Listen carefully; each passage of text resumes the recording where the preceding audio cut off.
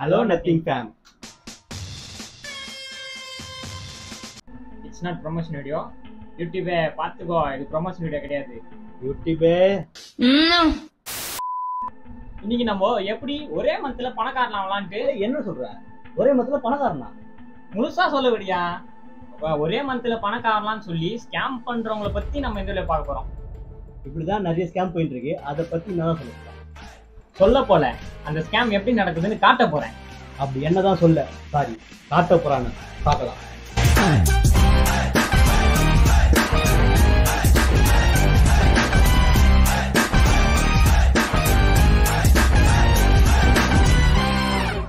அந்த ஸ்கேம் பண்ற அப்ளிகேஷன் பேரு டயோர். என்னது டைப்பரா?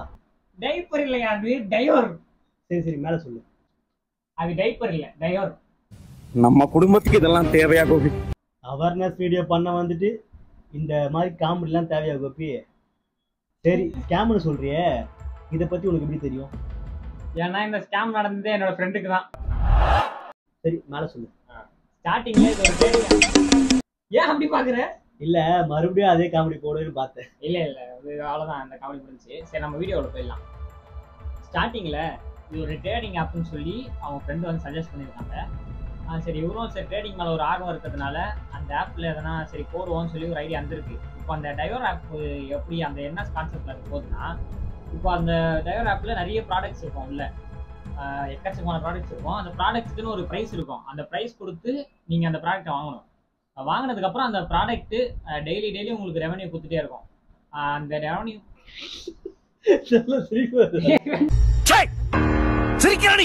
இந்த டயோர் ஆப் வந்து எப்படி ரன் ஆகுதுன்னா, அதில் எக்கச்சக்கமான ப்ராடக்ட்ஸ் இருக்கும்.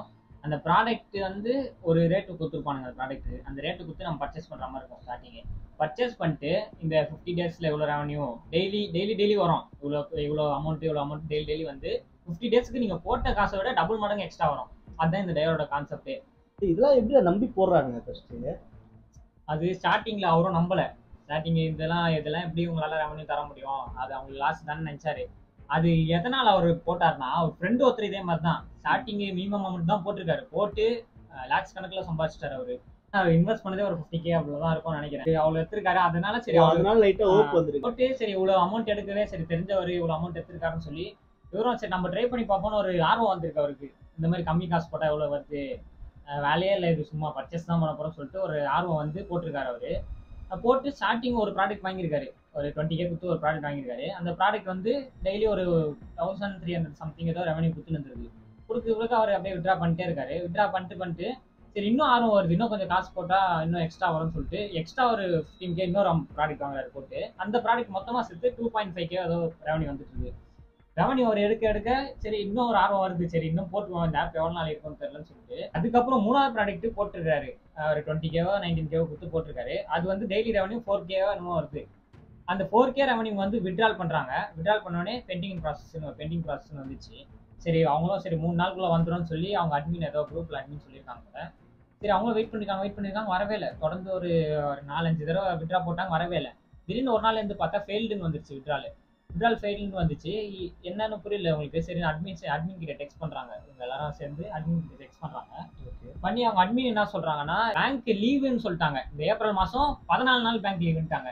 எதனால பேங்க் லீவுனா, இந்த மாதிரி குறிப்பிட்ட பேர்லாம் போட்டு அவங்களோட பிறந்த நாள் டெத் டே அதெல்லாம் சொல்லியிருக்காங்க. இதுல ஃபர்ஸ்ட்லேயே வந்து in April banks are closed for Babu ஜெஜிராம், அவரோட பர்த்டேனால பேங்க் க்ளோஸ்ன்னு போட்டிருக்காங்க. எதுக்கு அவர் பர்த்டேக்கு பேங்க் க்ளோஸ் எனக்கு புரியல. பாபு ஜெஜிராம் போடு பார்ப்போம். 5th April 1908. 5th April 1908, 1908. அப்போதுல இருந்து கணக்கு போட்டா ஒரு 100 வருஷம் மேல ஆயிடுச்சு. 100 வருஷமா பேங்க் லீவா ஒரு பிறந்த நாளைக்கு எனக்கு புரியல. அது ஒரு காரணமா சொல்லியிருக்காங்க. அதுவும் இல்லாம ஏகப்பட்ட பேரை போட்டிருக்கானுங்க. அது எந்த அளவுக்கு உண்மைன்னு தெரியல. அது ஒரு வேளை இவங்களை ஏமாத்துறது கூட இருக்கலாம். இந்த மாதிரி பேங்க் சர்வர் பேங்க் லீவுன்னு சொல்லி இப்படி காரணம் சொல்லியிருந்தேன் இவங்களுக்கு. திடீர்னு ஒரு நாள் என்னடானா, இந்த மாதிரி டாக்ஸ் கட்டணும்னு சொல்லி திடீர்னு ஒரு டாக்ஸ் கட்டணும்னு சொல்லி சொல்ல ஆரம்பிச்சாங்க. டாக்ஸ் கட்டுறதுக்கு இதுல 4 ஆப்ஷன் மட்டும் இருக்கு. டாக்ஸ் வந்து 2900 ஒன்று, அப்புறம் 10,000 ஒன்று, அப்புறம் 15K ஒன்று, அப்புறம் 25K ஒன்று, 4 ஸ்லாட் வச்சிருக்கானுங்க. அது என்னன்னு புரியல, எந்த கணக்குனே புரியல. அவனுக்கு டெக்ஸ்ட் பண்ணி கேட்டதுக்கு எது போடணும்னு கேட்டதுக்கு நீங்க எது வேணா போடலாம், எது போட்டாலும் விட்ரா ஆகும்னு சொல்லிட்டான். அந்த மாதிரி சொல்லியிருக்கான்.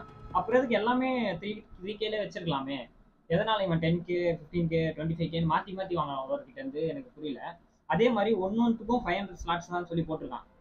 அதுவும் எதுக்குன்னு புரியல. 500 ஸ்லாட்ஸ்னா டேக்ஸ் கட்ட முடியுமான்னு புரியல. அதையும் நம்பி ஒரு 500 பேர் போட்டு ஸ்லாட் ஃபுல்லும் ஆயிடுச்சு. 500 வரையும் தான் இது லிமிட் எடுக்குது. அதுக்கப்புறம் சோல்டர் ஆயிடும். இதே மாதிரி அவன் இந்த 2900 ஒரு 7 டைம்ஸ் கிட்ட போட்டிருக்கான். இப்போ சும்மா கால்குலேட் பண்ணுவோம். 2900 into 500 போட்டா 14,50,000. இதுக்கே அவன் சம்பாதிச்சிட்டான். அது வேற ஒரு 7 தடவை வர போட்டிருக்கான். இதை 7 தடவை ரீஃபில் பண்ணி சோல்ட் அவுட் ஆயிருக்கு. அப்போ into 7 போடு அந்த 14 lakhs 10 crore. Sorry 1 crore. 1 கோடி அவன் இதுலயே சம்பாதிச்சான். அதுவும் இல்லாம இந்த 10K வேற போட்டிருப்பானுங்க. எப்படியோ சோல்ட் அவுட் ஆனதுனால காசு எடுக்கணும், வேற வழியே இல்லைன்னு சொல்லி 10Kவும் போட்டுருக்கலாம், இந்த 15Kவும் போட்டுக்கலாம், 25Kவும் போட்டுக்கலாம். அவன் எவ்வளவு சம்பாதிச்சிருப்பான் நமக்கு தெரிஞ்சு 1 கோடி சம்பாதிச்சிருக்கான். தெரியாம எவ்வளவு சம்பாதிச்சிருப்பான்னு யாருக்கு தெரியும். சரி இதையும் நம்பி நிறைய பேர் போடுறானுங்களே, போட்டு காசு வந்துதான்னு கேட்டா அதான் இல்லை. எவனுக்குமே காசு வரல, எல்லாருக்குமே நாம வந்து அழைச்சாங்க. திடீர்னு ஒரு நாள் என் ஃப்ரெண்டு லாகின் பண்ணி பாக்குறான் டைவர் ஆப் உள்ள போனா 0 வேலட் காமிச்சிச்சு. 0 அமௌண்ட் எல்லாமே ரீஃப்ரெஷ் ஆயிடுச்சு. வித்ரா பண்ணது எல்லாமே 0 ஏர்னிங்ஸ் காமிச்சிச்சு. ஓகே. அப்புறம் அவன் ஒரு ப்ராடக்ட் கூட பர்ச்சேஸ் பண்ணல, அந்த மாதிரி காமிச்சிச்சு. அதுக்கப்புறம் அவங்க அட்மின் கிட்ட போய் டெக்ஸ்ட் பண்ணி கேட்கறான். அவங்க அட்மின் ரிப்ளைவே பண்ணல. ஒரு வாரம் அவன் டெக்ஸ்ட் பண்ணிட்டே இருக்கான். அட்மினுக்கு ரிப்ளைவே பண்ணல. இவன் அட்மின் கிட்ட மெசேஜ் பண்றான், மெசேஜே வரல. திடீர்னு ஒரு நாள் ரிப்ளை வருது, இந்த மாதிரி டைவர் ஆப் பேன் ஆயிடுச்சு அப்படின்னு சொல்லி வருது. பேன் ஆயிடுச்சு, இதுக்கப்புறம் அந்த ஆப்ல ஏர்ன் பண்ண முடியாது, என்ன நம்பி நீங்க போட்டீங்க அப்படிலாம் வேற பேசிட்டு இருக்கான் வாட்ஸ்அப்ல. அப்புறம் அவன் பேசிட்டு எதுக்கு பேசுறான்னு எனக்கு புரிஞ்சிச்சு. அதுக்கப்புறம் இன்னொரு ஆப் இன்ட்ரோடியூஸ் பண்றான். Okay okay okay okay. லைட்டா கில்ட்டை உருவாக்கிட்டு அப்படியே அவரு திருப்பி அவரே இன்னொரு ஆப் சஜஷன் பண்றதுக்கோசம் அந்த லைட்டா கில்ட் உருவாக்கிட்டு இந்த ஆப்போட இது முடிஞ்சு இது அடுத்த ஆப் ஒன்று வைக்கிறானா அப்படின்னு சொல்லிட்டு ஆப் இல்ல ஆப் வைக்கிறேன்னு சொல்லிட்டு வந்துக்கிறான் மறுபடியும். இந்த ஆப் முடிச்சு அடுத்தது டெல்மோன்டேன்னு சொல்லி குவாலிட்டின்னு ஏதோ ஒரு ஆப் வந்து சஜஸ்ட் பண்றான். சஜஸ்ட் பண்ணிட்டு please join make money Telegram channel அப்படின்னு சொல்லி போட்டு இந்த ஆப்பை சஜஸ்ட் பண்றான். அவன் எப்படி டைவரை சஜஸ்ட் பண்ணானோ அதே மாதிரி இதையும் சஜஸ்ட் பண்றான். இப்போ இவன் ஒரு 3 பேர் இந்த வாட்ஸ்அப் குரூப் நீங்க பாத்தீங்கன்னாலே தெரியும். அந்த 3 பேருமே இந்த வெளிநாட்டுக்காரங்க போட்டோ வச்சிருக்கானுங்க. தெரியுதா? இது என்னது தெரியல. வெளிநாட்டுக்காரங்க போட்டோவை 3 பேரும் வெளிநாட்டுக்காரங்க போட்டோ வச்சிருக்காங்க. ஃபாரினர்ஸ். அதுவும் ஃபாரினர் பையன் இல்ல பொண்ணு. ஏன்னா ஈர்ப்பாங்கறாங்களே அந்த மாதிரி பொண்ணுங்க போட்டோ வச்சா ஈர்ப்பு வந்துது அப்படின்ட்டு. சரி இப்போ நம்ம டயரோட தியரியை பார்ப்போம். இப்போ டயர் வந்து இந்த யாரு உருவாக்குனான்னு தெரியல. அந்த டயரை என் தெரிஞ்சு உருவாக்குன வந்து அந்த ஆப்பை கிரியேட் பண்ணியிருப்பான். கிரியேட் பண்ணிட்டு இந்த மாதிரி அவன் எப்படி ஏர்ன் பண்ணுறதுன்னு தெரியாம இந்த ப்ராடக்ட்லாம் விற்கிற மாதிரி ஆரம்பிச்சிருக்காங்க. ப்ராடக்ட் போட்டு அந்த ப்ராடக்ட் நம்ம பர்ச்சேஸ் பண்றோம்ல, பர்ச்சேஸ் பண்ணிட்டு அந்த பர்ச்சேஸ் பண்ண காசையே தான் நமக்கு ரிட்டர்ன் தர போறான். அந்த காசையே தான் இப்போ நீங்க கேட்கலாம், 20,000 நீங்க போடுறீங்க 40,000 வருதுன்னு சொல்றீங்க, எப்படி 20,000 போட்டு அவன் 40,000 போட்டு அவன் 20,000 லாஸ் தானே அப்படின்னு சொல்லி கேட்கலாம். இப்போ நீங்க மட்டும் அது போட போறது இல்ல, உங்களுக்கு கீழே இருக்க நிறைய பேரும் போட்டுனே வருவாங்க. உங்களுக்கு கீழே இருக்கவன் காசு எடுத்து உனக்கு தருவான். புரியுதா? கீழே இருக்க காசு தூக்கி உனக்கு கொடுப்பான். அப்புறம் அவன் கீழே இன்னொருத்த சேருவான்ல, இது எப்படி இருக்கு. ரீசெண்ட் டைம்ல இந்த ஆன்லைன்ல ஜாப் தர சொல்லிட்டு வருவாங்க, ஒர்க் ஃப்ரம் ஹோம் அப்படின்ட்டு. அதுல கூட 2-3 இதுல வந்து எப்படிதான், இப்ப நீங்க ஜாயின் பண்ணுங்க, நீங்க வந்து ஜாயின் பண்ணணும், நீங்க ஒரு 6 பேர் ஜாயின் பண்ணுவீங்க, அவங்க இன்னும் 6 பேர் ஜாயின் பண்ணுவாங்க. அந்த மாதிரிதான் அவங்க கீழே போக அவங்களோட காசு தான் உங்களுக்கு வரும். அதுதான் இவங்க சொல்ல வராங்க. அவங்களோட கீழே இருக்கவங்க காசு தான் உங்களுக்கு தருவான். அதுதான் அவனோட கான்செப்டே. இப்போ ஒரு கட்டத்துல நிறைய பேர் சேர்ந்து போயிட்டு லாஸ்ட்ல சேர்றதுக்கே ஆள் இல்லாம இருப்பானுங்களே. சேர்றதுக்கே ஆள் இல்லைன்னா அவன் என்ன பண்ணுவான், காசு கொடுக்க அவனுக்கு காசு இருக்காது. அந்த டைம்ல தான் என் ஃப்ரெண்டு போய் மாட்டிருக்கான். சேர்றதுக்கே ஆள் இல்லாத டைம்ல மாட்டிருக்கான். மாட்டிட்டு இவன் கிட்ட காசு இல்ல கொடுக்கறதுக்கு. அதனால இந்த பேங்க் சர்வர்னு சொல்லிட்டு ஒரு 15 நாள் எக்ஸ்டெண்ட் பண்ணிட்டான். எக்ஸ்டெண்ட் பண்ணிட்டு இவன் யோசிக்கிறான் என்ன பண்ணலாம், எப்படி இவன்கிட்ட இருந்து காசு வாங்கலாம் யோசிச்சிருக்கலாம். யோசிச்சுட்டு அதுக்கப்புறம் ஒரு டாக்ஸ்ன்னு ஒரு வழியை கொண்டு வந்துட்டாங்க. டாக்ஸ் யூஸ் பண்ணா நம்ம நம்பிடுவோம், ஏன்னா டாக்ஸ் சொல்லி இந்த டாக்ஸ்ன்னு ஒண்ணு ஆரம்பிச்சிருக்கான். இப்போ அவன்கிட்ட காசே இல்ல, ஓகேவா, அவனுக்கு கீழே இருக்கவங்க எல்லாம் வேலட்ல மணி போட்டே ஆகணும் இவனுக்கு, ஏன்னா இவனை கேள்வி கேட்க ஆரம்பிச்சிருவாங்க. அதனால இவன் டாக்ஸ்ன்னு ஒரு இது உருவாக்கி இந்த டாக்ஸ் கட்டினாதான் உங்களுக்கு காசு தருவான்னு சொல்லிருப்பான். இவனுங்களும் சரி வேற வழியே இல்லை, ஏன்னா லட்சக்கணக்கில் போட்டிருப்பாங்க எல்லாரும், காசு எடுத்தே ஆகணும்னு சொல்லிட்டு இந்த 1 லட்ச ரூபா விட்ரால நிற்கும். இப்போ இந்த 10,000 அவங்களுக்கு பெரிய விஷயமா தெரியாது, ஏன்னா 1 லட்சத்தை பார்க்கும்போது, புரியுதா, ஏன்னா டக்குனு 10,000 போட்டுவானுங்க. அந்த மாதிரி போட்டு மொத்தம் எவ்வளோ, 1 கோடியா, நம்மளுக்கு தெரிஞ்சவரை 1 கோடி சம்பாதிச்சிருக்கான். தெரியாம எவ்வளோன்னு தெரியல. அவனோட இன்கமே இந்த 1 கோடி. ஒரு 6 மாசமா இன்னும் இந்த ஆப் இருந்திருக்கு. அந்த 6 மாசத்துல உனக்கு 1 கோடி லாபம். அதுதான் இந்த ஆப் தியரியா இருக்கும் நம்ம தெரிஞ்சு. இது இல்லாம இன்னொரு ஆப் இது பண்ணிட்டு இருக்கான். அதுல இருந்து எவ்வளவு கோடி இல்ல நமக்கு தெரிஞ்சு டைவர்னு ஒரு ஆப் அடுத்தது வர இது சஜஸ்ட் பண்றான். இது முடிஞ்சோனே இன்னொன்னு, இது முடிஞ்சோனே இன்னொன்னு. இது முடிஞ்சு மட்டும் இல்ல, இன்னும் இது கண்ணுக்கு தெரிஞ்சு போய் எங்களுக்கு தெரிஞ்சிச்சு. இது தெரியாம இன்னும் இவன மாதிரி எத்தனை பேர் இருக்காங்க, எத்தனை அட்மின் இருக்காங்க, எத்தனை ஆர்டர் குரூப் இருக்கு, எத்தனை ஆப் இருக்கு, எத்தனை பேர் ஸ்கேம் பண்ணிருக்காங்க, எத்தனை பேர் ஸ்கேம் ஆயிட்டு இருக்காங்க அதுவும் தெரியாது. இந்த மாதிரி நீங்க காசு போட்டு உங்களுக்கு எக்ஸ்ட்ரா காசு தரேன், 1 மணி நேரத்துல இவ்வளவு காசு, இந்த 30 நாள் வெயிட் பண்ணா இவ்வளவு காசு, அந்த மாதிரி போனா நீங்க நம்பவே கூடாது.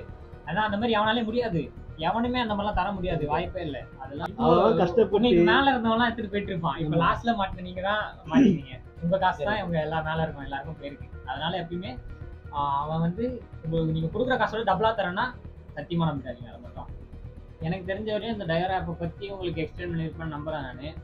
இதுக்கப்புறமும் இந்த மாதிரிலாம் ஸ்கேம் நடக்காம இருக்கணும்னா நீங்க உங்க கையில தான் இருக்கு எல்லாமே. எப்பயுமே இந்த மாதிரி நம்பிடாதீங்க. உடனே காசு தரேன், 1 ஹவர்ல 1 மாசத்துல காசு, பணக்காரன் ஆகலாம் அப்படிலாம் சொல்லுவானுங்க. அதெல்லாம் நம்பாதீங்க, அதெல்லாம் எவனாலையும் தர முடியாது. அவ்வளவுதான் இந்த வீடியோ. இதை பத்தி தான் இதுதான் உங்ககிட்ட சொல்லணும்னு நினைச்சோம். சரி, அவ்வளவுதான் இந்த வீடியோ. இதோட முடிச்சுக்கலாம் நம்ம. இந்த வீடியோ வந்து வீடியோ பெற போறது உங்கள் ராஜ்.